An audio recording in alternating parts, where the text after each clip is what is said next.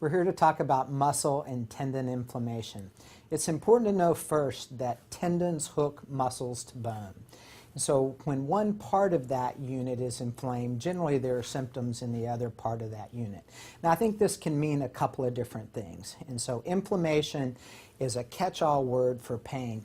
And most commonly muscle, especially muscle pain after athletic activities, is more something we should call soreness or delayed muscle soreness than it is a true inflammation. And this soreness you get after athletic activity that comes on the next day is even worse the next day, typically comes from an accumulation of lactic acid within the muscles, tightness within the muscles, and then if this isn't addressed, that's where we can see inflammation start to spread from the muscle down into the tendon.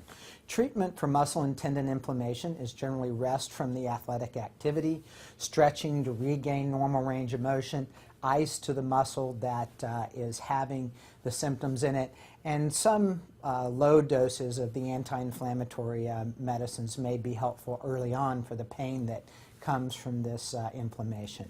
There are preventative ways to prevent this, and that is to increase your training gradually as you go and not take any big leaps in athletic activity from one day to the next that you haven't been trained and prepared to do. And if you'll take this gradual approach to increasing your athletic activities, the chances of ending up with muscle and tendon inflammation are much lower.